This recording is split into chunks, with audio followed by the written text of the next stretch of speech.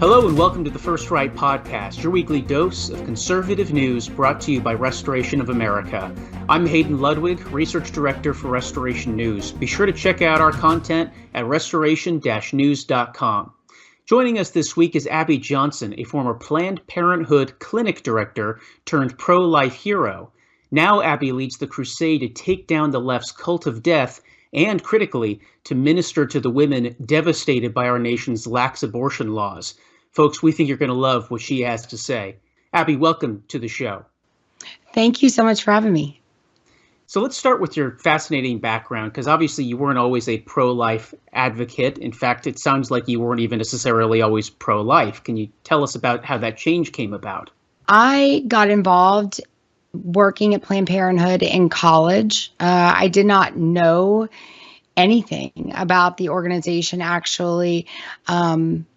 I grew up in a conservative home and Southern Baptist home. And, we didn't talk about abortion in my home. So I think my parents were just kind of like, oh, well, we've taught her the biblical pathway to marriage, and that's abstinence. And so as long as she follows that, then abortion's not going to be on the table. And so we don't need to talk about these really difficult things with her. And so we didn't talk about it. And I went to college and got introduced to Planned Parenthood through my university. And, was told, oh, we're here to help women, and particularly low income women. And we want to keep abortion safe, legal, and rare. And that at the time, that was the forward-facing talking points for the media, that, they want to keep abortion safe, legal, and rare. They're not there to sell abortion. That's what everybody was saying. That's what the media said. That's what presidents were saying. I mean, that was the talk, right? And so as someone who is truly ignorant about the topic of abortion, it was very easy for me to kind of fall in line with the things that they were saying. Yeah, I think a lot of families, even Christian families, they either don't address it or they address it as this clinical, detached social issue, not something that, if we're being consistently biblical, consistently Christian, we have to apply what we believe and know as followers of Christ to all parts of life, including this, right? It sounds like it was actually not hearing about it that made you, well, can we say, fall prey to Planned Parenthood's lies? Is that a fair way to put it? Yeah, and it wasn't that, my parents did anything wrong, I would say. It was just that Right. At that time, culturally, people just didn't talk about abortion like we do today, right? I mean, politics was private. It was definitely a more private issue. People didn't talk about who they were voting for in elections. Social issues.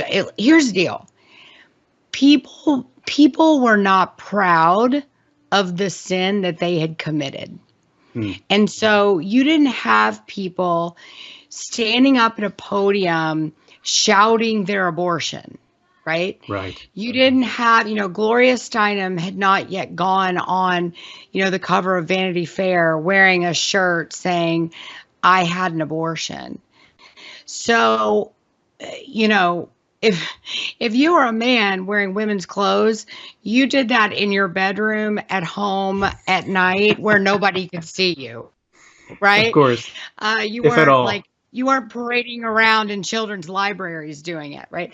So it was a very different time, and I think my parents were just, I think they just thought this is not going to be something that we ever have to deal with our daughter. And so, I tell parents today, this is absolutely something that you're going to have to deal with your kids, whether it's your children or your children's friends, someone that they go to school with, whatever. This sort of culture, this depraved culture is all around us. Even if it's not in your home, it's everywhere. And so you need to be the ones talking to your children, because if it is not you, it will be someone else. And those messages that they're hearing from the world are probably not the messages that you're going to want your children to hear. Right. We don't live in a world that's neutral to Christianity. In this country, it used to be back when we were growing up. It certainly was. You could still say I'm a Christian, and you really probably wouldn't get any kind of public boos in most corners of the country. In fact, to run for president, you were expected to consider yourself some kind of Christian. But of course, we don't live in that country anymore. Now the left is glorifying in these sins, as you described it. You're absolutely right. It's flaunting evil in a way that wasn't true just 2-3 decades ago. But I want to talk about your time at Planned Parenthood. Of course, the largest abortion provider in America. Everybody's heard that name. Unfortunately, many people have used its services. But what was it like to actually work there? You were a clinic director for how many years? And tell us what year you left. Yeah, so I started working for Planned Parenthood in 2001. I was there for 8 years. I left in 2009. And, a lot of people, I think, they kind of believe that the abortion industry is like a really sad place to work, or that, it would just be a really, you would go in and it would be like a really somber place to work or something like that. It was different than that. I would say that it was very much like a kind of a bunker mentality, I guess, if I had to say. Like it was like they had created a very us versus them mentality. So you felt like every day you were going to work, like you were going to war. And so, we had the FBI coming in every few months. We had state marshals coming in, police department, all these different people coming in, fire department. They're, teaching us how to, essentially do bomb sweeps in our building. Wow. The FBI are coming in, they're training us, on all of these, like how to spot suspicious behaviors and essentially how not to get yourself killed while and did working you at the time, I'm sorry, did you at the time believe that you're under threat from Yes. crazy right-wing fanatical Christian types who would blow you up or something? 100%. Every day when I was the director, I would walk in to the front office because we had a schedule with the initials of everybody who was working that day on the calendar. And I would go in every day. I would look at the calendar and I would look at who was working that day. And I would think to myself, okay, if somebody walks in and they have a gun or they have a bomb or they're trying to harm somebody in this clinic, in this area, like my job as the director is to get everyone to the back and to put me up front. Because if they're going to come after somebody, like I was basically thinking I'll be, the lamb to the slaughter, right? Because like I'm the director. So if they're going to come after somebody, like come after me. So every day I would go in and I would think, okay, where are all these people in the clinic? And like, if somebody comes in, how can I get all of them corralled and get them all safely to the back and me to the front? That was a daily sort of thing that I was always thinking about in my mind. So yes, you're always thinking that you're under threat. And let me just point out the irony of having an attitude of laying down your life for other people in a place of death. I just had to point that out. Because of course, too, you remember back, I think it was 2013, when that crazed far left shooter shot up the Family Research Center headquarters in Washington, D.C. Did you all this preparation, did you ever actually see anything that was genuinely threatening from an anti-abortion individual? Well, sure. There were instances, when I worked at the clinic, Scott Roeder shot Dr. George Tiller in the head while he was at church, right? Right. And so that really heightens everything, right? And so, and that the abortion industry then, of course, like attacks that, right? I mean, they're on it, so they're like, see, this is why we train you guys. This is why you don't take the same way home every day, because these people out in front of your clinic, they're trying to kill you. They're just waiting for an opportunity to come after you and your family. And I did receive pretty serious death threats when I was at the clinic, sent to my home and sent to my personal address. And that was scary, but it's you're made to feel like we're in a war zone and it's us versus them, and my life is at stake every day. And but it's really fueled, okay, because every time you receive anything in the mail, okay, so like if we received a card from someone who was pro-life that said, I'm praying for you today, we love you, whatever, right? We would turn that in a report to Planned Parenthood Federation of America as a harassment letter. Wow. Okay. Wow. And so every month, Planned Parenthood Federation of America would send out something called hotspots. And so we would get these, from all over the country. It would say like Planned Parenthood clinics received 475 harassment letters in the mail last month, right? Prayers. But it just sitting in a card saying, we're praying for you, or we can help you get a new job, or something like that. So, yeah. And then there was this kind of environment, particularly on days where we provided abortions. We didn't do abortions every day. Most Planned Parenthoods don't do abortions every day. The days that we did abortions, it was particularly evil. And I say that because you would think that an abortion clinic on the day that you're killing babies, it would be like a very quiet, very sad place, because the abortion industry makes you believe that women having abortions are doing so, and they're very contemplative about that decision. It's a very hard decision for them and things like that. But our waiting room was like a party. There were, women bringing in their friends. They're, Wow. Having food dropped off, food delivered. There are women in there that are like, oh yeah, girl, this is my 4th abortion. And they're, reassuring the first timers that they're going to be fine. They're laughing it up, having a good time. They bring their kids there to the appointment. Wow. They're watching each other's children while they're going back there to have the abortion.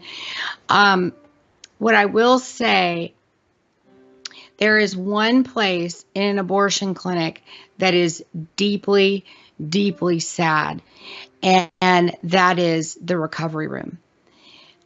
Inside the recovery room, every woman cries. Every woman cries. It doesn't matter if she was yucking it up in the waiting room, bragging about this being her 9th, 10th, 15th abortion. When she gets in that recovery room, she's going to cry, because that is the moment where I think the reality of what she's just done, the reality of that moment really hits her, and it comes into kind of full perspective.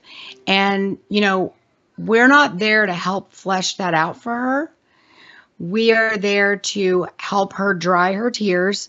She has 20 minutes She has 20 minutes to suck And it they up, get out. to get over it, to Wow. eat these saltine crackers, drink this cup of water, take your 1 pack of birth control pills, and get out. Well, and clearly, I mean, she's crying because she has a conscience. She was made Yes. in the image of God, right? She knows there's something wrong about this, and all of the pre-battle pumping up, it can't remove any of that. I want to call back to something you said earlier. I thought was extraordinary, that every day you go into work like you're preparing for battle. This is back in 2001. We expect to hear "Shout Your Abortion" in 2024. Back in the early 2000s, who was doing that? As you pointed out, nobody was. But I think so many Christians are waking up to the fact right now that, like, our parents' generation was not aware of, that we need to go into our places of work and into the culture every day with the same mentality of we're going into battle, not literally, but in a spiritual sense.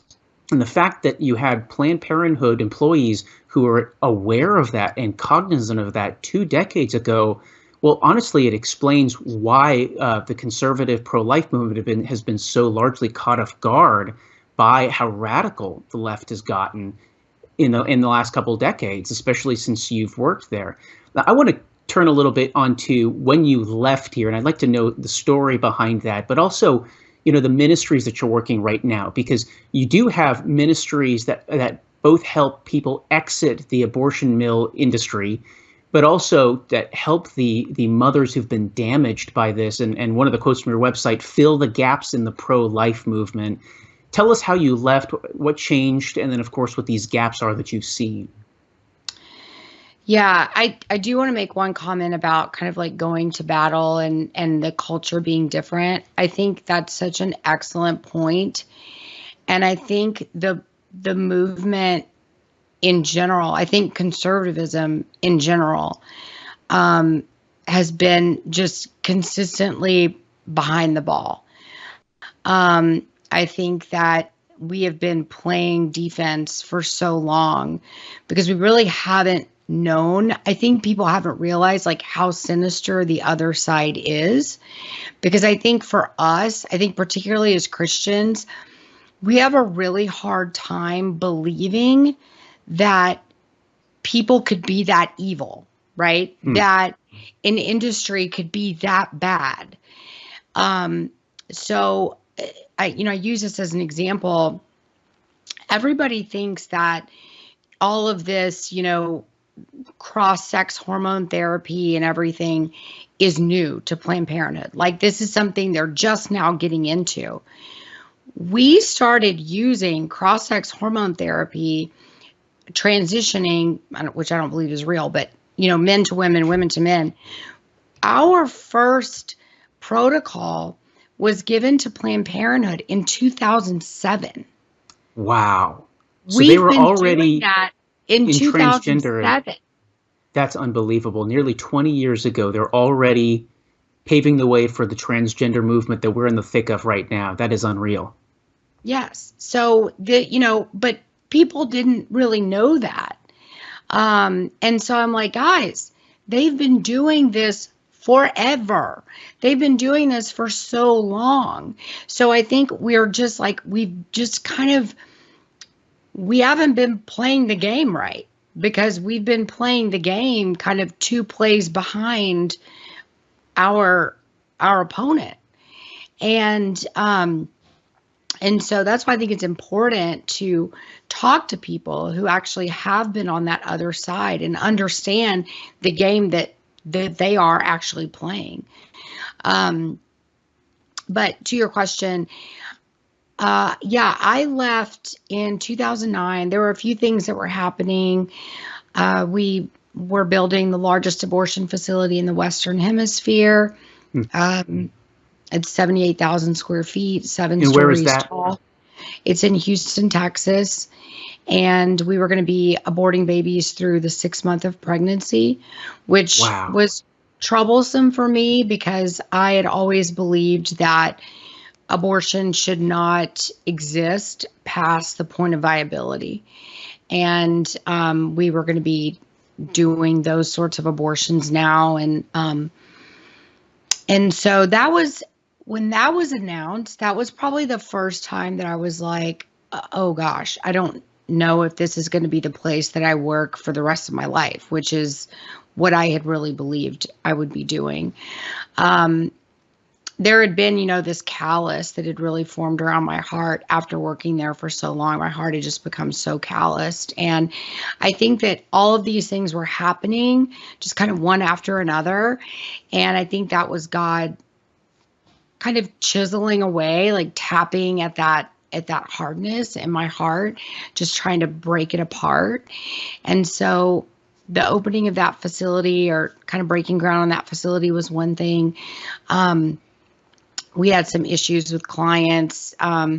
We had to pay hush money to some patients that we had, there had been some negligence, some medical malpractice take place. We had left parts of their babies inside of them after an abortion. And they had become septic and almost died in the hospital. And now that I was the director, now that I was in charge of everything, I was the person that was having to hand the checks over to these women as hush money and make, I was having, in order to get the money, they had to sign a non-disclosure agreement saying that they would never talk about this situation again. And that felt really gross. Considering that these were all very poor women and we were literally only giving them like $1,000. And I knew that if they came forward and sued us, they could get hundreds of thousands of dollars. Well, and let me point out, Planned Parenthood is worth hundreds of millions of dollars in revenues every single year. This is not an organization that is, poor and catering to the poor. This is an ultra wealthy lobbying organization as well. Yes. And so that just felt really gross to me. That did not feel right. And then we had always had an abortion quota, a certain number of abortions that we had to sell to women coming into our clinics. That was how we came up with our budget. And I guess I never really thought much about that, but but then, in a few words, you've already described it's no longer safe, legal, or rare if you can go in there at 6 months, nearly die in the process, and oh, by the way, here, come back next week for another one. There's a quota, this is right? obscene. Yeah. And but now I was being told as a director that I was going to have to double my abortion quota for the upcoming year. And I was just like, oh my gosh, like, what are we doing? I was the regional trainer for basically abortion normalization. So I was having to go into all of these clinics all over the country and train the staff on how to sell abortion to patients. And it just became really yuck. And so all those things had happened. And then eventually I was really questioning what I was doing, and but still there, the money was good. And I couldn't imagine leaving, because I thought, if I leave, I'm not just leaving a job, I'm really leaving my identity. This was who I had become. I was a pro-choice, Planned Parenthood feminist, right? I mean, this is who I was. I did not know who I was going to be outside of that. And so it was very scary to even think about leaving and getting another job. But eventually I was called in to assist with an ultrasound guided abortion on a 13-week-old baby. And wow. I witnessed a 13-week-old baby, fully formed baby, fight and struggle against the abortion instruments. And I'd never seen anything like that before. And I knew then that, we were not fighting for reproductive justice. There was no justice. in that procedure. There really wasn't even choice. I mean, we didn't give that woman an opportunity to look at her ultrasound. We didn't describe what was happening. We didn't give her proper informed consent. And there was certainly no choice for that baby. And I just thought, what I witnessed was it was the deliberate killing of an innocent human being. And there's a word for that in our society, and we call it murder. And I knew that's what I had witnessed, and I thought I can never be a part of this again. And so I left. Yes. Now, well, you made the right choice. Now, one of your ministries works with people in the abortion industry and helps them leave. I imagine teaching them you can have a life and identity outside of Planned Parenthood or, NARAL or Marie Stopes or any of this. I imagine that's a large part of it based on your experience. Is that right? Yeah, that's right. And also helping them really take accountability for what they've done, because, there's a lot of people that have worked in the industry, but maybe they didn't, maybe they just answered phones or they just took the payment, right, for the abortion. They weren't actually in the room. They didn't actually, have much to do with the abortion. And so, they call us and they're like, well, I didn't really do anything that bad, trying to kind of throw off blame.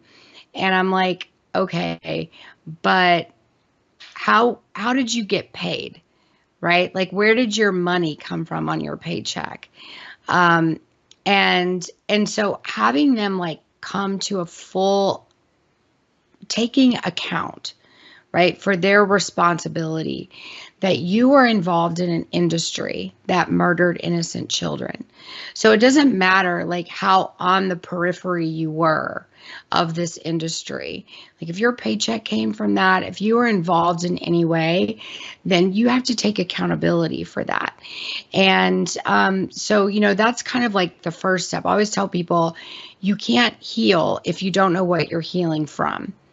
And so that's, one thing we help them do, but absolutely finding identity outside of being this abortion supporter, kind of this feminist ally or whatever. Yes, we have to help them do that. And our goal is to help them find their identity in Christ. Yes, right. Well, you can't repent if you don't know what you're repenting from. I mean, remember, repent literally means change your mind in the original Greek. You have to have a mind to change, right? Most people, changing gears here, most people aren't aware that one of the biggest donors to pro-abortion causes is Warren Buffett, the famous Berkshire Hathaway mega donor. He's not actually a conservative. He only lives like a conservative, but his money goes to funding Planned Parenthood and NARAL and these groups that are pushing for unlimited access to, quote unquote, women's reproductive health. One of the things that Buffett funded about 2 decades ago was the research for the drugs that now comprise mail-in abortifacients. So there's organizations, I don't know if Planned Parenthood is one of them, but you can actually apply for and receive in the mail these at-home abortion pills to do it in, I believe, the first trimester. Abby, do you see this as the next front after Roe v. Wade was killed a couple of years ago in this war to abolish abortion? And what should we be on the lookout if it is? Yeah, I mean, 100%. This is the next fight. I mean, this has been a fight for a while. I think people didn't realize how rampant it was. Warren Buffett in 2007 started something called the Justice Fund. It's an interesting name, but it's called the Justice Fund, and that he funded abortion facilities over, at the time, that first year, it was over $30 million for low-income women to have abortions. And, people will ask, why? Why does he care about abortion? Warren Buffett is a population control guy. Right. And so he wants to get rid of minorities, basically. He wants to get rid of poor people. And so abortion is one of the ways that he wants to do that. He wants to help poor people kill their children. He doesn't want to set up community resources for them. He doesn't want to set up scholarship programs so that these moms and dads can get educations and further themselves and better themselves, to get better employment. He doesn't want to, help set up fatherhood programs or anything like that. Let's just kill their children, as if that's going to get them out of poverty, which we know statistically that doesn't help.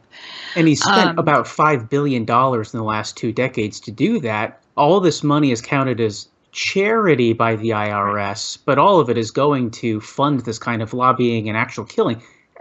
Loving your neighbor by killing him seems a little bit, self-contradictory here, but there you have it. Yeah. So, Warren Buffett has been the largest funder of abortion over the past few years. And the abortion pill is, that's the next war on abortion. I think, eventually probably about 80% of abortions are going to be committed by pill. There are over 70 websites currently where women can access these abortion pills online. You don't have to give them an ID. You don't have to give them a real name. You don't have to give them a real date of birth. They don't check anything. You don't have to have an ultrasound. They don't check to make sure that the pregnancy is in your uterus and that it's not ectopic. You never speak to a physician. You never speak to a nurse. You never talk to any sort of medical personnel. And I know this because I've gone through the process, like pretending to be a patient. I never talked to any sort of medical personnel. I pretended like I was 16 years old. I told them I didn't have an ID. They said that was fine. In fact, what they said was to write my name down, write my date of birth down, hold it up by my face, take a picture, and that would suffice as an ID. Oh, wow. And so I did that next to my daughter, who is 17. I did that next to because I thought I'm not going to pass as a 16-year-old. So I did that next to my daughter and submitted the picture. They said that was totally fine. And they sent me the link to pay $115. And they said, once we receive the $115, we will promptly mail you the abortion pills to whatever address you write in as the shipping address. And so, medication abortion pills are significantly more dangerous. They're 4 times more dangerous than a surgical abortion, which is dangerous enough as it is. These women do not understand what they're getting into. They do not understand that they're going to be seeing, a fully formed human being floating in the toilet. They do not understand that they're going to then be faced with the decision of, do I flush my baby down the toilet? Do I pick my baby up? Do I bury it in my backyard? What do I do with this baby? And that's what we're hearing on our hotline. Our Loveline hotline. That's what pregnancy centers are experiencing. These women are calling, they're going into pregnancy centers and they have their babies and they're holding them in their hands. They have them in Ziploc bags and they're like, I don't know what to do with this baby. Help me. And we don't even know what the psychological ramifications are going to be for this. But I do think we're going to see increased suicidal ideation. I think we're going to see increased suicides in women. We're going to see increased anxiety, depression, eating disorders, self-harm. And everybody's going to go, what is wrong with women? Women are just going crazy, right? But it's not that women are going crazy. It's that we have put women in a situation where they're killing their own children and they're doing it by their own hand. And then they're having to make these terrible decisions about what to do with their babies' bodies. And that is really hard for women to deal with, but we've done it to them. Listen, folks, you have a place to take your dead and dying puppy, your dog, right, or cat, but you don't have a place to take your dead child. That is abortion in the United States in 2024. So don't let anybody tell you we have not gone completely out of our minds on this issue, or that the progressive left does not love death. Now, Abby, staying on this subject, this grim subject, it is an election year, and abortion is being talked about on the left and the right, and you hear constant disagreement about how pro-life conservatives need to approach it. There are some who think that this is abortion is a winning issue to the left and a loser on the right. I don't think they're correct about that, by the way. But they advise that conservatives should moderate their stance on abortion or simply ignore the issue altogether. And are they right? Should we tack to the middle? And if they're wrong, what is the winning message for people who are consistently pro-life, the hardliners, if you will? Yeah, so I'm definitely a hardliner on this issue. I'm pro-life without exception. And I believe that one of the reasons we've gotten to this point where we have so much compromise, where we have so many politicians and political pundits telling us that we need to become more moderate, is because we have compromised for so many years. I mean, if you look at bills that are put forward in state legislatures, anytime there is a rape and incest exception put into a bill, it's not put in by a Democrat, it's put in by a Republican. Right. And yet these are the same Republicans that are getting the endorsements of these pro-life legislative groups. And I'm like, why do we keep giving them our endorsement? If you're putting in an exception to murder a child, any child, you should not be receiving a pro-life endorsement because you're not pro-life. We believe as pro-lifers that life begins at conception.